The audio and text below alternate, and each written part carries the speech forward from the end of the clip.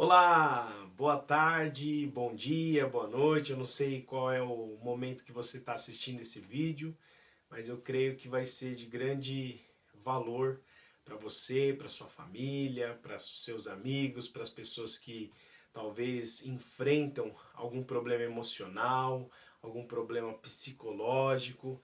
Isso daí vai trazer muitas informações ricas para essas pessoas saberem lidar com seus problemas. No vídeo passado, nós falamos, sobre transtorno de bipolaridade, mais conhecido como o TAB, transtorno afetivo de bipolaridade. Fui diagnosticado com isso e hoje nós vamos falar sobre o tema aí que você leu aí antes do diagnóstico do transtorno afetivo de bipolaridade. O que aconteceu antes de sermos diagnosticados? Fica comigo que você vai entender mais ou menos o que aconteceu. Algumas coisas a gente começou a entender depois do diagnóstico. Muitas coisas nós começamos a entender o porquê que nos comportávamos daquela forma depois da constatação do diagnóstico aí do transtorno afetivo de bipolaridade. Bom, para a gente falar sobre esse transtorno, é necessário a gente dividir em três partes. A primeira na infância, parte da infância, como que foi a minha infância. A segunda, como que foi a minha adolescência, o que que aconteceu.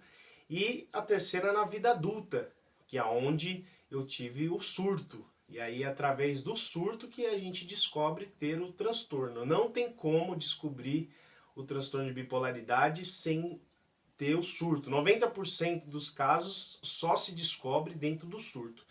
E alguns estudos científicos falam que o surto acontece dos 20 aos 35 anos. Então, como foi em novembro de 2024 que aconteceu o meu surto, então eu já tinha 34 anos de idade, então tá dentro desse estudo científico aí, com comprovação aí científica e tudo mais.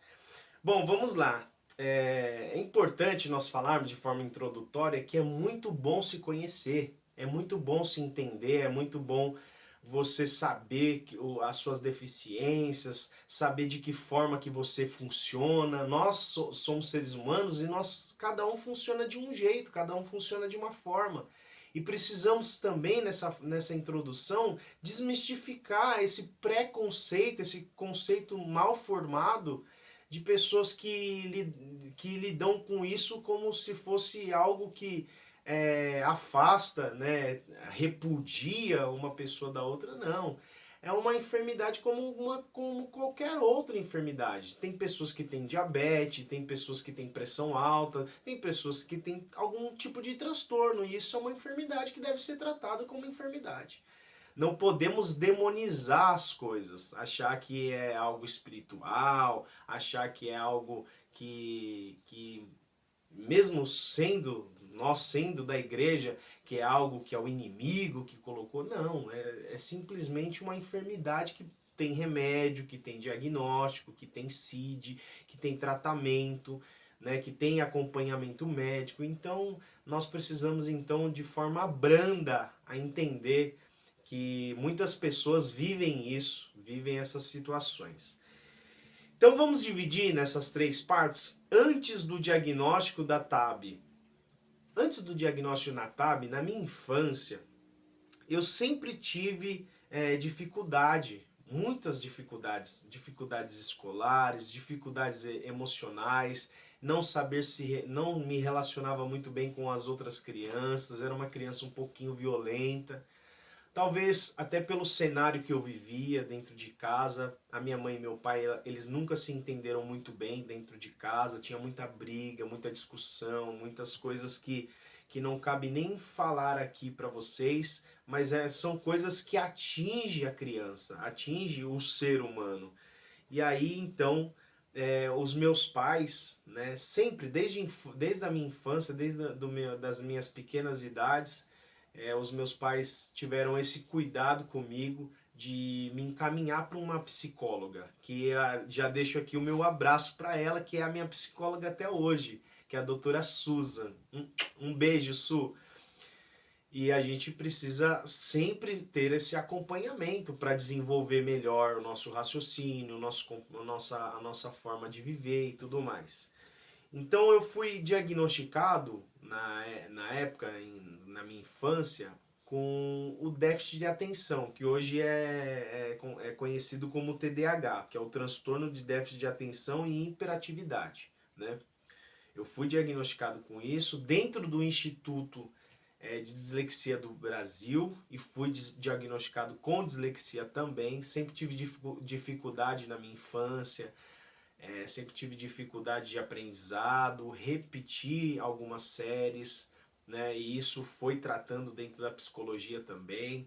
E aí, por conta disso, que a minha infância foi bem conturbada, foi bem difícil, né, na minha infância. E eu sempre tive essa oscilação de humor, né, que está dentro do transtorno de bipolaridade. Essa oscilação de humor. Um dia você está muito feliz, muito alegre, muito para cima. Outro dia você está com muita melancolia. Eu falava para minha mãe: "Ah, mãe, ninguém é meu amigo. Eu não consigo me relacionar com as pessoas". Então, tudo isso já estava lá no passado, a presença desse TAB já estava lá no passado, né? Então isso foi a minha infância. E eu sempre estava envolvido em confusões na escola, né? A minha mãe frequentava muito a diretoria, né? Sempre estava envolvido com brigas, sempre estava envolvido com algum cenário de violência, porque a criança carrega muito daquilo que ela vive dentro de casa. Então a gente precisa ter esse cuidado também de como lidar na frente das crianças. Você pai, você mãe, não discuta na frente da sua criança, não brigue, não fale alto, não assuste-a, porque isso daí vai levar ela a alguns traumas e algumas coisas que vai ser dolorosa para ela até mesmo depois dessa transição da vida da adolescência e da vida adulta, né? Tudo tem relação, tudo tem relação. Ninguém tem um comportamento do nada. Não, tudo vem de um histórico que vai sendo construído na vida do ser humano.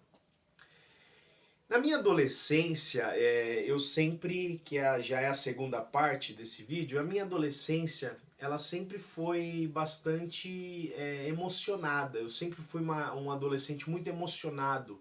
E essa questão de ser muito emocionado, eu queria muito um relacionamento, um namoro. Eu me apegava à família das minhas namoradas, de algumas, tive poucas namoradas, mas de algumas namoradas, me apegava à família, ao conjunto, porque eu buscava isso que eu não tinha dentro do meu próprio lar, né? Então eu buscava uma família com uma tranquilidade maior, com um espírito de paz maior.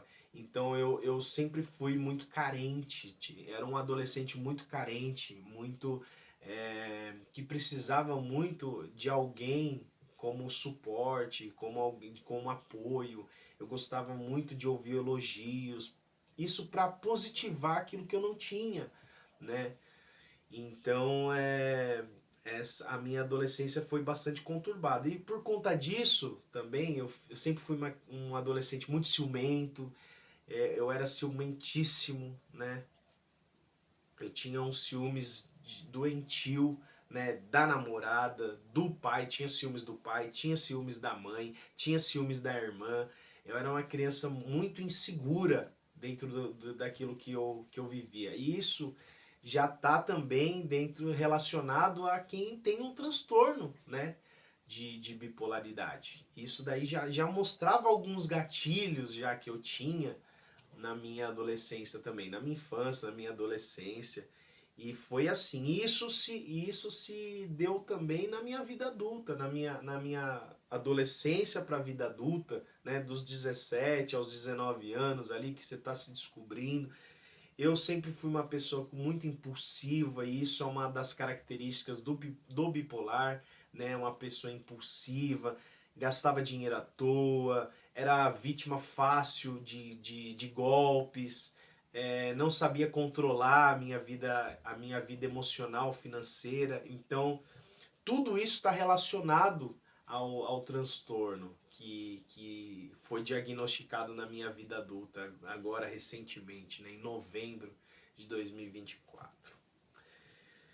E a minha vida adulta, né, é importante dizer que mesmo assim, tendo essas oscilações de humor, né, eu também tive um grau que é bastante importante dentro da própria igreja. A igreja me ajudou muito, né? A igreja me ajudou muito a lidar com esses problemas emocionais, mas eu sempre fui muito enérgico dentro da igreja. Dava glória a Deus alto, falava alto, né? Eu chorava muito, sempre chorei muito dentro dos cultos, e isso faz parte do bipolar, né? Esse choro que não se sabe de onde vem, qual é a causa, né? Às vezes estava todo mundo sorrindo, só estava eu chorando. Então, tudo isso faz parte do transtorno. E como é bom, vocês têm que experimentar isso. Se vocês não experimentaram, vocês têm que experimentar isso. Como é bom se conhecer, se autoconhecer, se autoentender, estudar quem é o Júlio hoje, quem foi o Júlio do passado, quem é o Júlio hoje, quem vai ser o Júlio do futuro. Quando você estuda você mesmo, esse autoconhecimento, tudo fica muito gostoso, tudo fica tranquilo, tudo fica brando, a sua vida começa a andar para frente, você começa a ver que os seus projetos individuais, eles começam a ter algum certo sucesso, porque esse autoconhecimento é de extrema importância. E se a gente tem alguma questão emocional ou física, seja alguma enfermidade física ou emocional, e a gente se conhece, nossa, isso daí facilita muito o nosso dia a dia, a nossa forma de lidar com as pessoas, a nossa forma de lidar conosco mesmo, né? Então é muito importante nós sabermos quem somos nós. E por fim, eu gostaria de encerrar esse vídeo pedindo para você, né? Vamos continuar dando essas informações para as pessoas, né? Vamos continuar prestando esse serviço aqui. Então, se possível, por favor, faça isso. Inscreva-se nesse canal, curta esse vídeo, compartilhe esse vídeo com o maior número de pessoas possíveis, para essas pessoas serem tocadas e atingidas também. Você não está sozinho, você não está sozinha. Nós estamos juntos numa mesma situação. Nós vamos enfrentar isso com uma sabedoria, com muito brando, de forma muito branda. A gente vai enfrentar isso tranquilamente sozinhos, não sozinhos, mas juntos. E nós não estamos sozinhos, tá bom? Inscreva-se, curta e compartilhe esse vídeo. Se você tem alguma coisa a acrescentar, a falar, comente aqui nos comentários. Nós vamos ler, responder, dialogar. Aqui é um espaço de diálogo, aqui é um espaço que eu não gostaria de ser um comunicador de forma vertical, onde um fala e os outros só ouvem. Não, nós gostaríamos de ouvir vocês também, nós gostaríamos de ser partilhados também de alguma experiência, de algum transtorno que você tenha talvez, e a gente vai dialogar e vai ser um espaço de enriquecimento esses vídeos que nós vamos elaborar. Esse é o segundo vídeo de informações de utilidade pública. Nós vamos continuar. Se Deus quiser e com a ajuda de todos aí, nós vamos conseguir prestar um bom serviço para a sociedade. Valeu! Fiquem com Deus, até mais. Tchau, tchau.